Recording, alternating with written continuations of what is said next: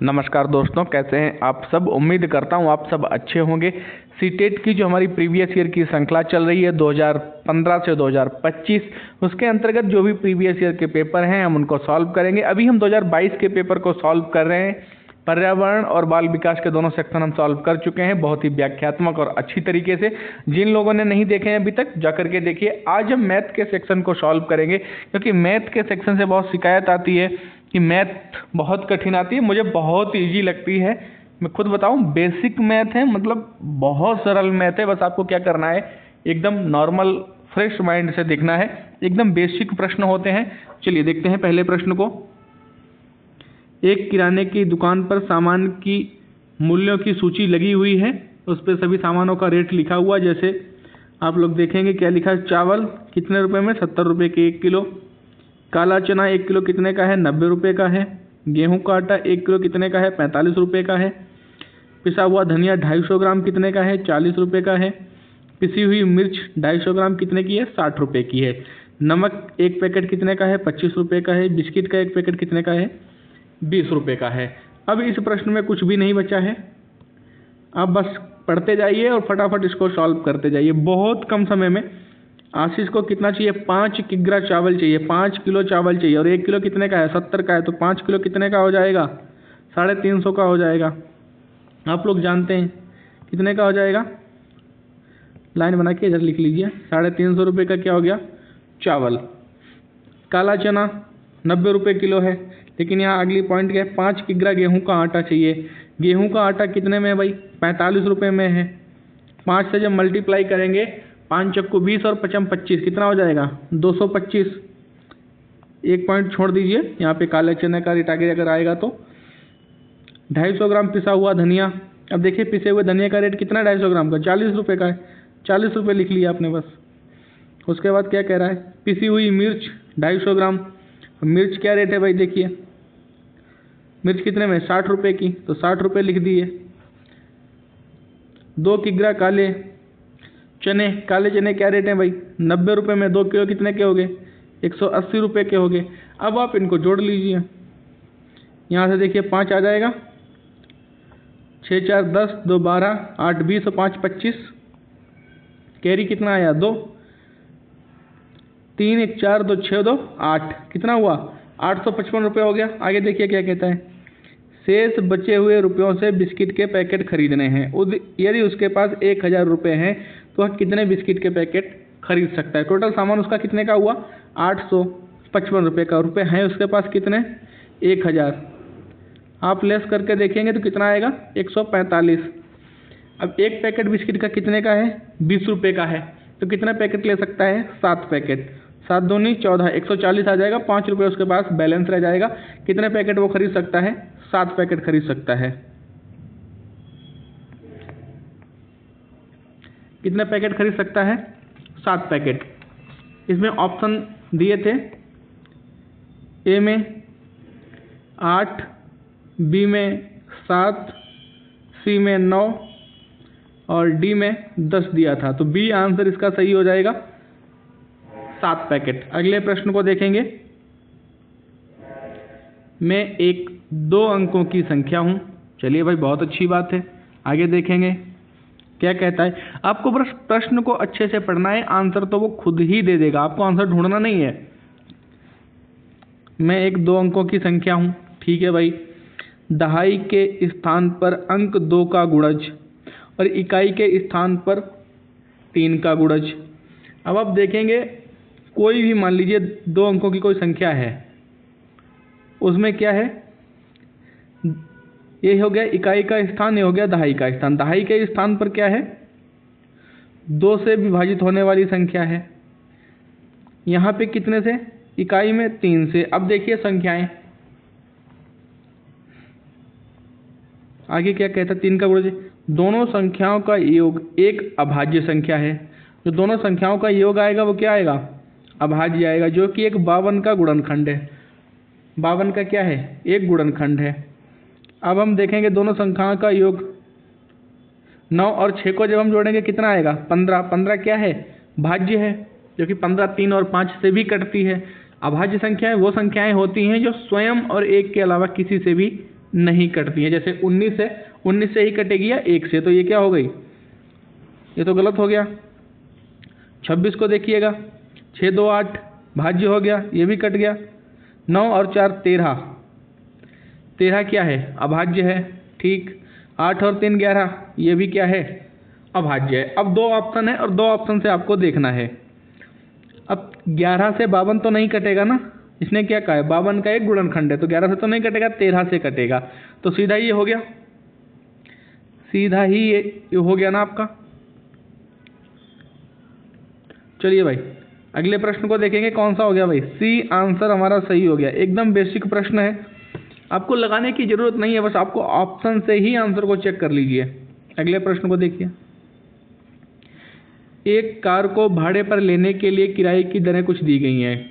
Taxi चलती हैं, taxi जो भी लोग शहर में रहते हैं या विजिट करते हैं, तो क्या होता है, टैक्सी 8 घंटे और 80 किलोमीटर की रेस से चलती हैं। उसके अलावा जो एक्स्ट्रा चलती हैं वो 10 रुपये प्रति किलोमीटर की चलती हैं। एकदम नॉर्मल है, तो इसमें ऐसा कुछ नहीं है। अब इसमें यही लिखा है 80 किमी तथा 8 घंटे के लिए कितना किराया निर्धारित है, 800 रुपये। प्रति घंटे अतिरिक्त के लिए 100 रुपये और प्रति अतिरिक्त किमी के लिए कितना, 10 रुपये। सुनील ने 250 किलोमीटर का सफ़र तय किया।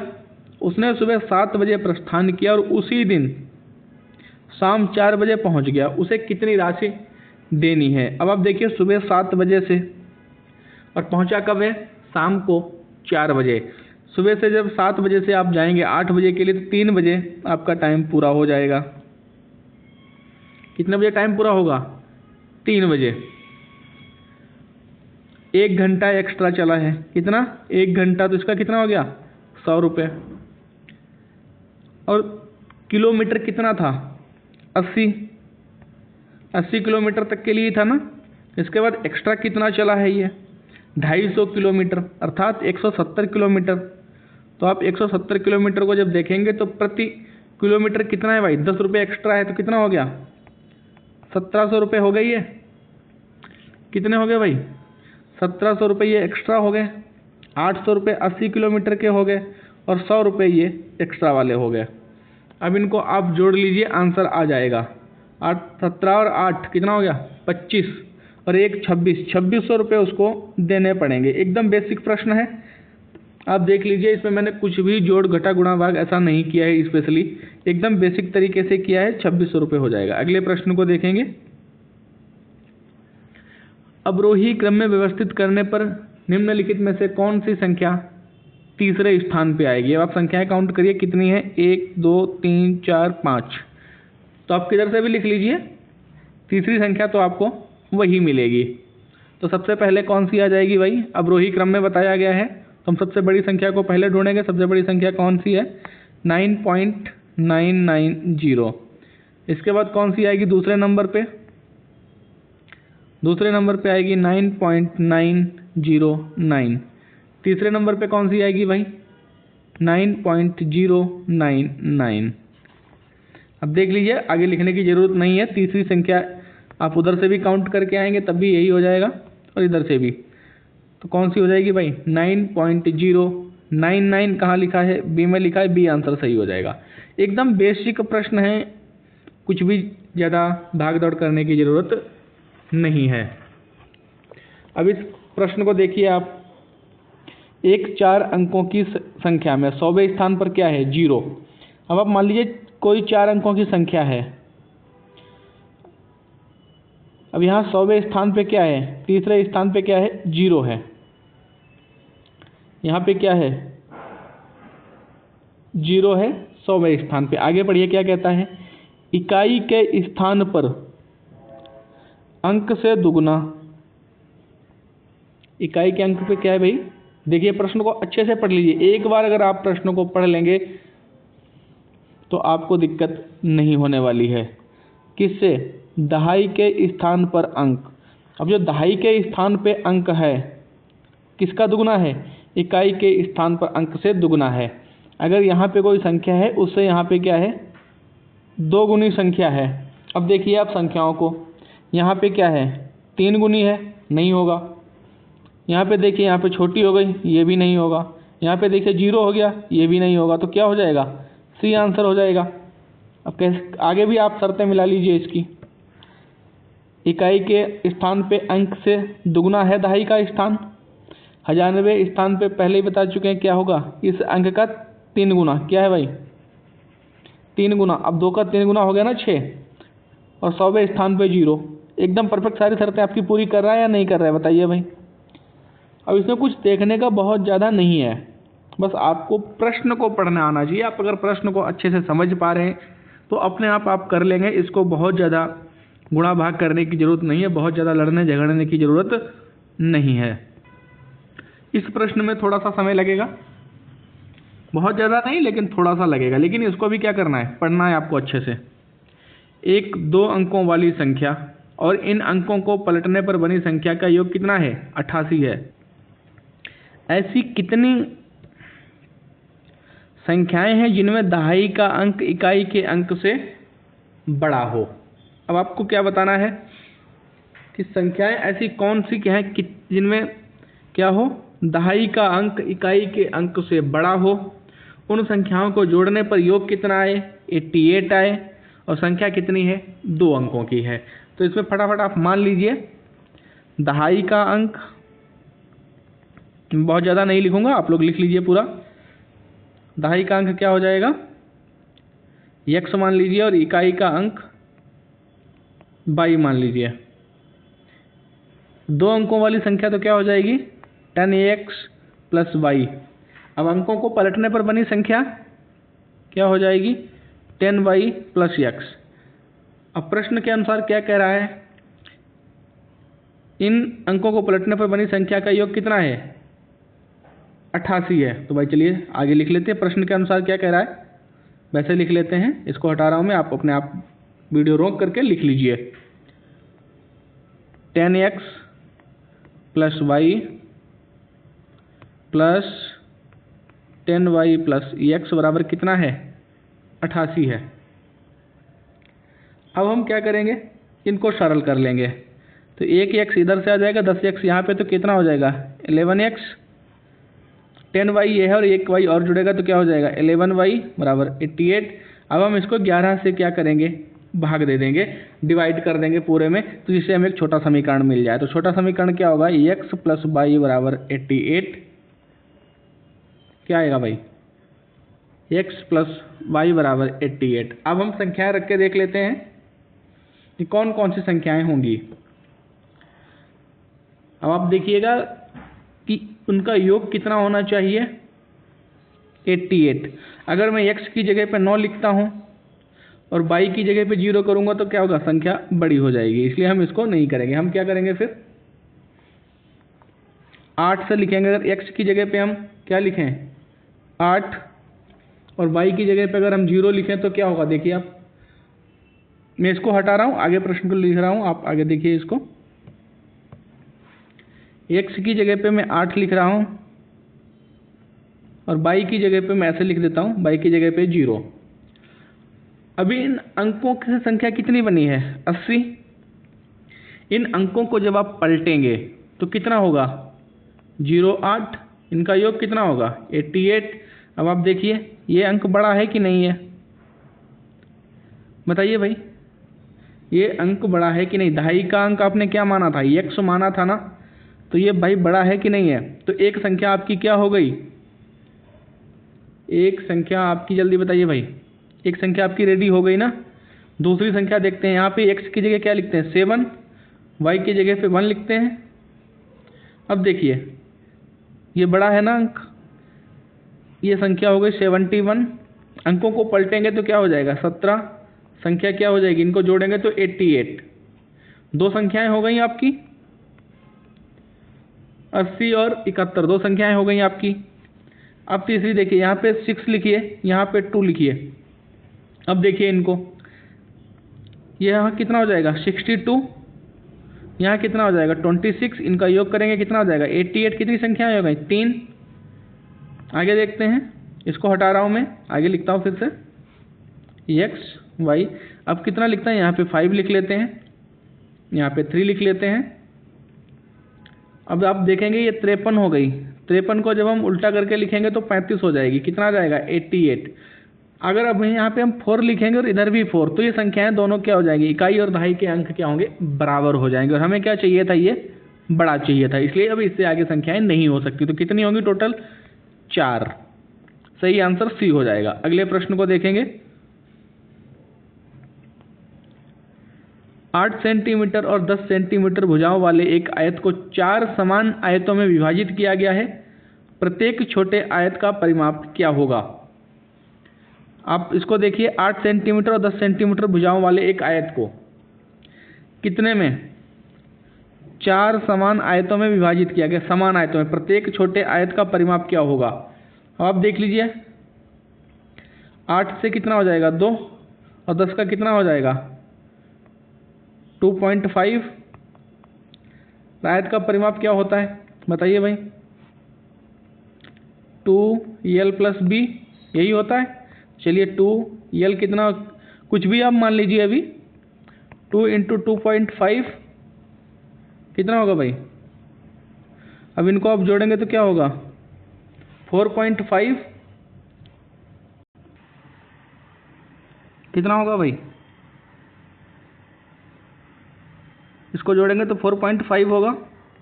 अब 4.5 × 2 कितना आ जाएगा 9। और हमारे ने किसका निकाला था, ये एक साइड का निकाला है, अभी पूरे का नहीं निकाला है। अब 2 सेंटीमीटर की अगर ये भुजा होगी तो 2 की ये भी होगी, ऐसे ही आप नॉर्मल रख सकते हैं। 2.5 ये होगी तो 2.5 ये भी होगी।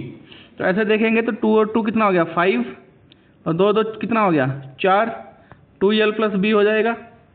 तो l और b तो ये हो गया कितना 4 + 5 9 दूनी 18, तो ऐसे आ जाएगा। और वहाँ 9 आया था, अब उसको हम डबल कर देंगे तो कितना हो जाएगा 18।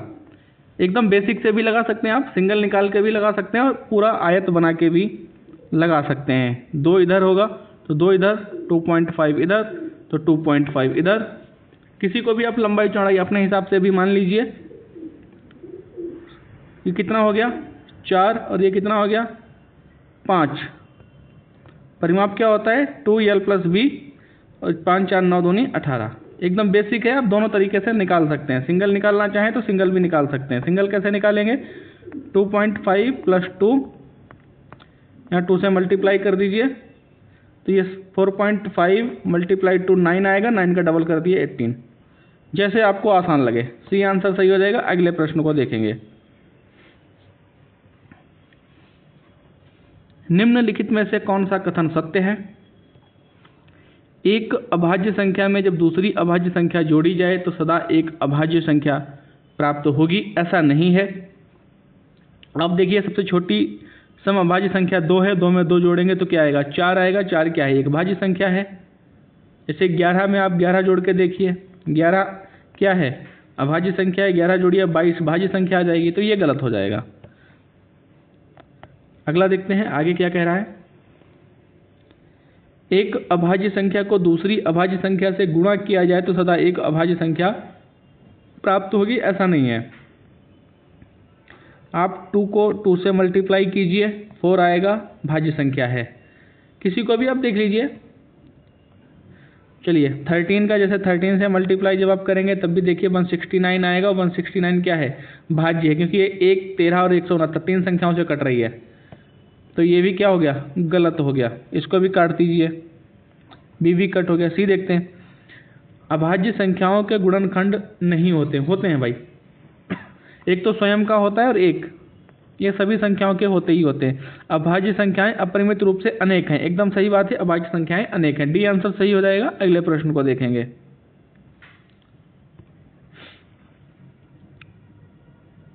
वह संख्या जिसमें 88 और 160 को विभाजित करने पर शेषफल क्रमशः कितना आएगा 3 और 7 आएगा। अब आप देखिए 13 से पहले आप विभाजित करके देखिए 88 को, 3 छाक 78, 3 7 91 ज़्यादा हो जाएगा। यहाँ शेषफल कितना 3 नहीं आ रहा है। 78 में कितना आएगा 10 आएगा।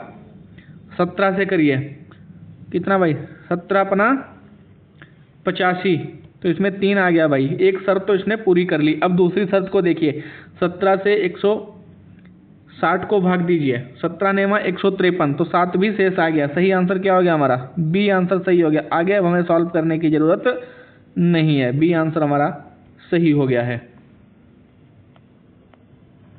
चलिए अगले प्रश्न को देखेंगे। मालिनी के पास केवल 2 रुपये और 5 रुपये के सिक्के हैं। यदि उसके पास सिक्कों की कुल संख्या 36 है, कुल संख्या सिक्कों की कितनी है? 36, और राशि कितनी है? 105 रुपये। तो 2 और 5 रुपये की सिक्कों की संख्या कितनी होगी? आपको देखना है सिक्के कितने होने चाहिए, 36, और रुपये कितने होना चाहिए, अमाउंट कितना होना चाहिए, 105 रुपये। तो पहली शर्त में आप देखिए 26 रुपये में अगर आप 2 के हिसाब से सिक्के करेंगे, 2 रुपये के हिसाब से, तो 52 हो गई है। और 10 के हिसाब से आप करेंगे तो कितने हो गए? 50, 52 50 कितने हो गए? 102। तो ये तो गलत हो गया। अगले ऑप्शन को आप उठा के देखिए, 25, 25 से कितना हो जाएगा? 50, 11 से कितना हो जाएगा? 55, ये कितना आ जाएगा? 105। सही हो गया भाई, बी आंसर हमारा सही हो गया। अब आगे हमें सॉल्व करने की ज़रूरत नहीं है, तो हम इतना ही सॉल्व करेंगे, आगे सॉल्व करने की जरूरत हमें नहीं पड़ेगी, क्योंकि हमें जब सही आंसर मिल जा रहा है फिर हम ये दिखाने के लिए आगे क्यों जाए कि हाँ भाई हम बहुत होशियार चंद हैं, बहुत बड़े। अब हम 21 से करेंगे, 21 दूना 42, 15 अपना 75, ये ज़्यादा हो जाएगा, तो हम क्यों उतना भागेंगे भाई। हमें आंसर मिल गया और हमें समय भी बचाना है अपना। मान ज्ञात करना है तो बोर्ड मास नियम के अनुसार आपको सबसे पहले कहाँ जाना पड़ेगा? डिवीजन के पास, भाग के पास। मैं चिन्हों को दोबारा से लिख देता हूँ, शायद टाइपिंग में कुछ एरर हो जाते हैं चिन्ह, आप इसको अच्छे से देख लीजिए। मैं साफ साफ लिख देता हूँ, 14.5 multiply 3 plus 18 divide by 3 minus 3 multiply 1.25। अब यहाँ सबसे पहले आप क्या करेंगे? डिवाइड, यहाँ कितना आ जाएगा? 6। आप इसको लिख लीजिए, यहाँ 6 आ जाएगा, प्लस का चिन्ह रह जाएगा। अब यहाँ आप मल्टीप्लाई कर लीजिए। मल्टीप्लाई आप करेंगे किसका? 14.5 का 3 से, तो कितना आ जाएगा? 14 तियाँ 42 और 5 तियाँ 15, कितना आएगा? 43.5, 43.5 प्लस ये हो चुका है, यहाँ पे माइनस का चिन्ह लगाएंगे। अब 12.5 मल्टीप्लाई कितना है? 3 से है, इसका जब मल्टीप्लाई करेंगे तो कितना आएगा? देखिए भाई फटाफट, 12 तियाँ 36 और 3 पंचे 15, तो 37.5। चलिए इसको लिख लीजिए। अब जो प्लस हैं उनको आप जोड़ लीजिए, तो इनको आप जोड़ दीजिए, तो क्या होगा? 6 3 9, 49.5 माइनस 37.5। घटा लीजिए, आंसर आपके पास अपने आप ही आ जाएगा। अब देखिए 49 से 37, सीधे सीधे गैप निकाल लीजिए आप, बहुत ज़्यादा मत भागिए। 49 से 37 कितना है? 12 का। कितना गैप है? 12 का। 5 से 5 0 हो जाएगा, तो सही आंसर क्या हो जाएगा? 12, बी आंसर सही हो जाएगा। अब बताइए, इसमें बहुत ज़्यादा बोर्ड मास्टर पीआरटी लेवल का ही है भाई, ये बहुत हाई लेवल तो नहीं है। चलिए इसको देखेंगे। एक बाग के वृक्षों में जामुन के वृक्षों की संख्या कितना है? 1/6 भाग है। जामुन के वृक्ष कितने हैं? 1/6 भाग है। आधे वृक्ष यूकलिप्टस के और बाकी पीपल के वृक्ष हैं। यदि जामुन के वृक्षों की संख्या 6 है तो बाग में पीपल के कितने वृक्ष हैं? अब आप सबसे पहले निकाल लीजिए, आपको पता है किसके दिए? जामुन के वृक्ष दे दिए, तो अब आगे सॉल्व करने में बहुत आसानी हो जाएगी। 1/6। अब मान लीजिए कुल वृक्ष कितने हैं? x मान लीजिए आप, बराबर कितना दिया गया है भाई? कितने दिए गए हैं? 6 वृक्ष दिए गए हैं जामुन के। अब x बराबर क्या होगा? ये उधर जाएगा तो 6 ऊपर चला जाएगा, 1 नीचे, 1 से कोई लेना देना नहीं, तो x बराबर कितना आ गया? 36। कुल वृक्ष कितने आ गए? 36। और जब कुल वृक्ष आपको पता चल गया तो फिर तो आप बांट दीजिए इनको भाई 36 को। आधे वृक्ष यूकलिप्टस के, तो यूकलिप्टस के कितने हो गए? 18। बाकी पीपल के हैं। अब जामुन के तो आपको पता ही है कितने हैं? 6, तो कितने हो गए? 18 से 24, और 6 कितने? 36, बचे कितने? 12। तो बस यही तो पूछा था, सी आंसर सही हो जाएगा भाई। पीपल के वृक्ष कितने आए? 12। सही हो गया ना। आगे प्रश्न को देखिए। एक रेलगाड़ी विशाखापट्टनम से 1 दिसंबर 2019 को 1 सितंबर 2019 को चली है भाई, ठीक है। सुबह 4:48 पर प्रस्थान करती है। कब पहुंचती है भाई? सुबह निकलती है, सुबह 4:48 पर चलती है। अपने गंतव्य पर 2 सितंबर को 17:37 का मतलब शाम को 5:37। कब पहुंचती है? 2 सितंबर को। तो 1 तारीख से 2 सितंबर को आप जब जाएंगे तो मॉर्निंग में 4:48 तक कितने घंटे हो जाएंगे? 24 घंटे हो जाएंगे ना। 4:48 तक कितने हो जाएंगे? 24 घंटे। शाम को 4:48 तक कितने घंटे हो जाएंगे? और 12 घंटे जोड़ दीजिए आप। अब 4:48 से आपको कितना जाना है? 5:37 तक। 12 मिनट इधर से एक्स्ट्रा है और 37 उधर से है, तो 37 12 कितना हो गया? 49 मिनट। कितना हुआ भाई? 49 मिनट। 24 12 36 घंटे और 49 मिनट लगे। अब बताइए आपको इसमें कॉपी पेन उठाने की ज़रूरत थी या ऐसे ही हो सकता था ये? देखिए भाई कहाँ दिया 36 घंटे 49 मिनट, सी में दिया, सी आंसर सही हो जाएगा। अगले प्रश्न को देखेंगे। निम्नलिखित में से कौन सी लंबाइयों को बढ़ते क्रम में व्यवस्थित किया गया है? अब बताइए भाई, लंबाइयों को बढ़ते क्रम में लिखेंगे आप, इनको संख्याओं को देख लीजिए तो किस तरीके से आएंगी। एक बार देखिएगा अच्छे से और अपने आप बहुत आसानी से आप लिख लेंगे। चलिए मैं इसको नोट करवाता हूँ एक बार। इन संख्याओं को सबको आप देख लीजिए। बढ़ते हुए क्रम में कैसे करना है? बढ़ते क्रम में तो 5500 सेंटीमीटर क्या होगा? 55 मीटर हो जाएगा। और यहाँ लास्ट में 50 मीटर दिया गया है, तो 50 मीटर कहाँ होना चाहिए? पहले होना चाहिए। अब देखिए भाई, इसमें 50 मीटर लास्ट में कट जाएगा, ये भी 50 मीटर लास्ट में कट जाएगा। 2 ऑप्शन तो आपके ऐसे ही कट गए।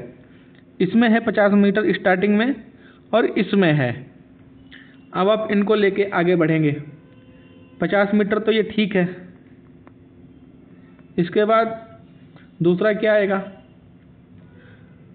500 डेसीमीटर। चलिए ये भी ठीक है, ये भी 50 मीटर हो जाएगा। ये भी कितना हो जाएगा? 50 मीटर। ये भी ठीक है। आगे बढ़े। ये कितना है भाई? देखिए भाई ये कितना है? 30 सेंटीमीटर। ये एक साथ ही लिखा है, एक कॉमा नहीं होगा यहाँ पे। यहाँ पे क्या है? 50 डेसीमीटर और 30 सेंटीमीटर एक साथ ही है, एक कॉमा वैसा वाला है। तो क्या हो जाएगा यहाँ पे?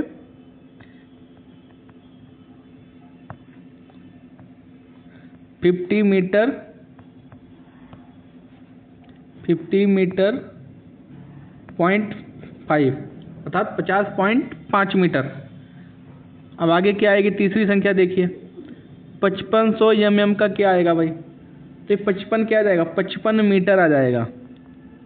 55 मीटर आ जाएगा। इसको विस्तृत रूप से अगले वीडियो में समझाऊंगा। अभी टाइम हमारा आधा घंटे से आसपास हो चुका है, तो आज 15 प्रश्नों को ही सॉल्व करेंगे। शेष बचे हुए 15 प्रश्नों को अगले वीडियो में देखेंगे, जिससे आप लोग क्या है बोर भी ना हो। या पूरा देखना चाहते हैं तो बताइए, मैं पूरा टाइप कर दूंगा।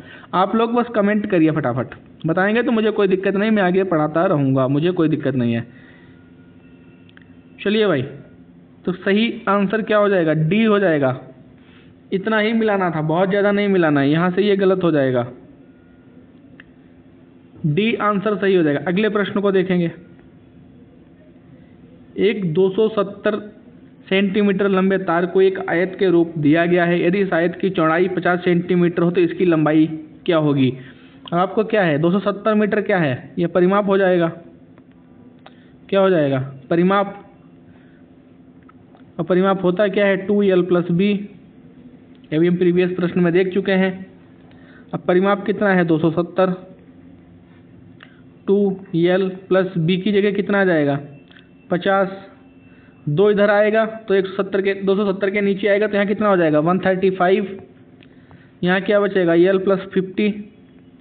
l इधर ही रखेंगे, 50 इधर लाएंगे तो 135 से 50 लेस हो जाएगा, तो कितना बचेगा? l = 85।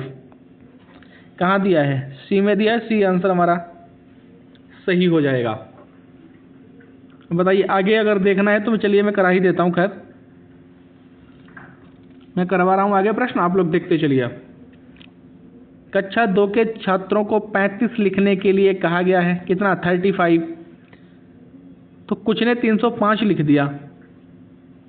अध्यापक के रूप में आप इसको कैसे संबोधित करेंगे? अर्थात उसको नहीं पता है कि 35 को लिखने के लिए बीच में 0 लिखा, तो ये क्या हो गया? 305 हो गया। उसको इकाइयों का सही से ज्ञान नहीं है। आगे देखते हैं क्या कहता है ये। यह बताकर कि यह गलत है, उन्हें सही उत्तर प्राप्त करने के लिए कहेंगे। नहीं, उनको समझाना पड़ेगा भाई, ऐसे नहीं होगा। वो अपने आप कर सकते तो वो कर ही लेते, उन्हें बेसिक ज्ञान नहीं है। श्याम पट पर सही उत्तर लिखकर नहीं, इससे तो कॉपी पेस्ट हो जाएगा भाई, रट्टू तोता नहीं बनाना है। उनको अपनी कॉपी में 10 बार सही उत्तर लिखने के लिए देकर, नहीं ऐसे नहीं भाई, समझाना पड़ेगा। उन्हें मूर्त पदार्थ से विनिमय नियम समझाकर, हाँ बिल्कुल, उनको मूर्त पदार्थों से विनिमय नियम से समझा करके कर सकते हैं। डी आंसर सही हो जाएगा।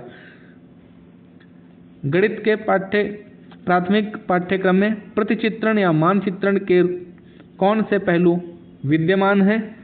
बताना है आपको, बताइए भाई फटाफट। मानचित्र का अर्थांकन, ठीक है, सही है, अंकित है, ये तो सही हो जाएगा। अगला देखते हैं। बिना पैमाने वाले आलेख, ये भी है। संकेतों प्रतीकों का प्रयोग, ये भी है।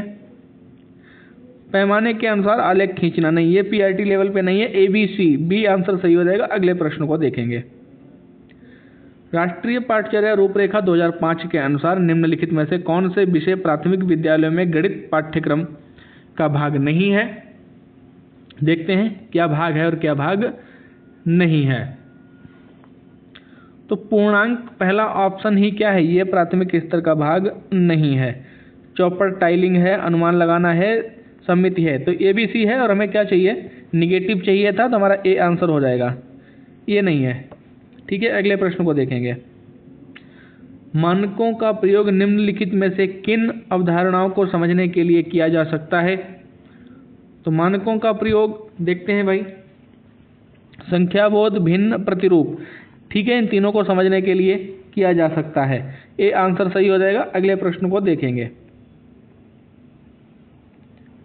निम्नलिखित में से कौन सा कथन सही है? चलिए भाई, इनको कथनों को पढ़िए और देखते हैं कौन सा सही और कौन सा सही नहीं है। समस्या समाधान में लड़के लड़कियों से अधिक योग्य है, नहीं भाई, ये सिर्फ एक मिथक धारणा है, दिमागी प्रवृत्ति है, इसके आगे कुछ नहीं है।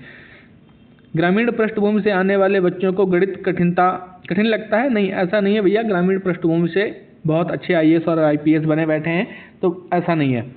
अध्यापकों के विचारों का असर गणित सीखने वालों के प्रदर्शन पर होता है, ये एकदम परफेक्ट है भाई। अध्यापक का तो पॉजिटिव निगेटिव काउंट करोगे ही ना, तो अध्यापक के विचार तो करेंगे ही करेंगे। C आंसर सही हो जाएगा। C कहाँ दिया है? C आंसर सही हो जाएगा। अगले प्रश्न को देखेंगे। प्राथमिक कक्षा के विद्यार्थियों को आंकड़ों का संग्रहण और अर्थांकन पढ़ाने के लिए निम्नलिखित में से कौन सी योजना उत्तम है, सबसे अच्छी है? योजनाएं बहुत सारी हैं, लेकिन आपको कौन सी बतानी है जो सबसे अच्छी हो? अभ्यास के लिए ढेर सारे प्रश्न उपलब्ध कराना, नहीं, वो कोई मशीन नहीं है जो आप ढेर सारे प्रश्न उपलब्ध करा देंगे, गलत हो जाएगा। विद्यार्थियों से सर्वेक्षण का संचालन करवाना, हाँ ये ठीक है।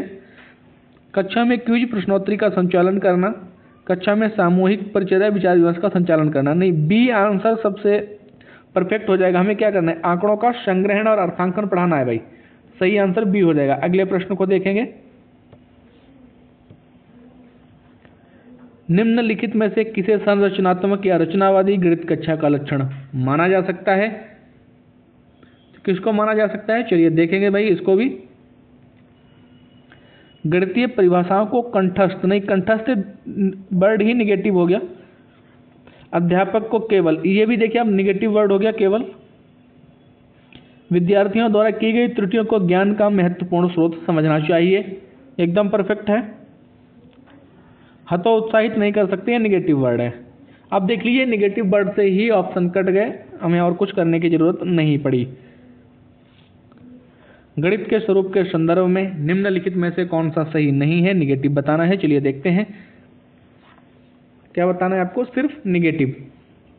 गणित में प्रतिरूपों और संबंधों की पढ़ाई सम्मिलित है, सम्मिलित है भाई, ये तो सही है। और हमें क्या बताना है? गलत।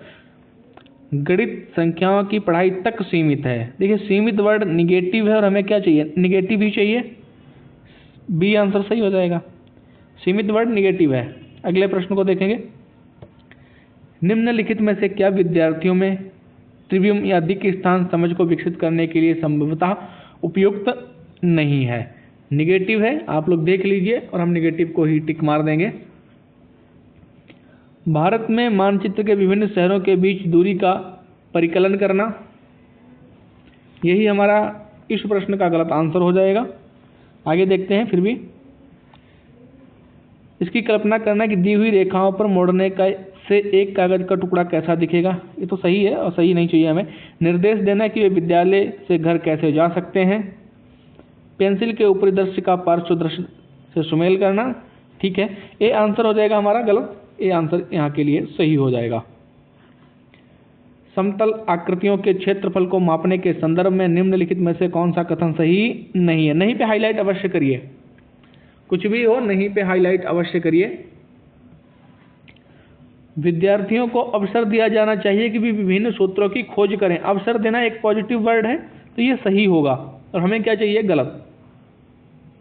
क्षेत्रफल मापने वाले सूत्रों को क्षेत्रों के अनुमान से पहले पढ़ाया जाना चाहिए। अब आप देखिए प्रश्न को, ऑप्शन को पढ़ते ही आप समझ गए होंगे कि इसमें कुछ गड़बड़ है। कैसे भाई? क्षेत्रफल मापने वाले सूत्रों को क्षेत्रों के अनुमान से पहले पढ़ाया जाना, मतलब आप सूत्रों को पहले ही रटा दो बच्चों को, तो ऐसा नहीं हो सकता भाई। मापन के औपचारिक मानकों का परिचय और परिपालन के लिए ब्रिड पर लाभदायक साधन हो सकता है, एकदम सही बात है। क्षेत्रफल मापने के नियमित आकृति और चौपड़ बिछाना टाइलिंग लाभदायक हो सकते हैं, बिल्कुल लाभदायक होंगे। सही आंसर क्या हो जाएगा इसके लिए? Negative B. अगले प्रश्न को देखेंगे। निम्नलिखित में से मुक्त श्रेय वाले प्रश्न को पहचानिए। मुक्त श्रेय वाले प्रश्न वो होते हैं जिसमें छात्रों को सोचना पड़ता है क्यों, कहाँ, कैसे। प्रश्न को एकदम सटीक आंसर नहीं लिखा होता है कि ये लंबाई है, ये चौड़ाई है, ये क्षेत्रफल है, आप सटीक तरीके से लगा लें, उसमें यही नहीं होगा। उसमें सिर्फ क्षेत्रफल दे दिया जाएगा, लंबाई चौड़ाई बताइए, से सारी चीज़ें पूछी जाती हैं। तो चलिए देखते हैं कौन सा ऑप्शन होगा। एक गत्ते के डिब्बे का आयतन इतना है, इसकी लंबाई और चौड़ाई क्रमशः इतनी है, तो इसकी ऊंचाई क्या होगी? इसमें देखिए लंबाई चौड़ाई सब दे दिया गया है, तो यह मुक्त श्रेय वाला प्रश्न नहीं है। एक गत्ते के डिब्बे की चौड़ाई उसकी लंबाई का 4/5 है और उसकी चौड़ाई का 3/4 है, ये भी नहीं होगा। इसमें लंबाई चौड़ाई सब बता दिया गया है। एक आयताकार खेत का क्षेत्रफल इतना है, इसकी लंबाई और चौड़ाई क्या हो सकती है? हाँ, ये होगा। क्या हो सकता है, कैसे होगा, क्यों होता है, ये बच्चों के दिमाग में पढ़ाने के लिए मुक्त श्रेय वाले प्रश्न कराए जाते हैं। सी आंसर सही हो जाएगा। अगले प्रश्न को देखेंगे। गणित की अवधारणाओं के पदानुक्रमित संदर्भ में निम्नलिखित में से कौन सा कथन सही नहीं है?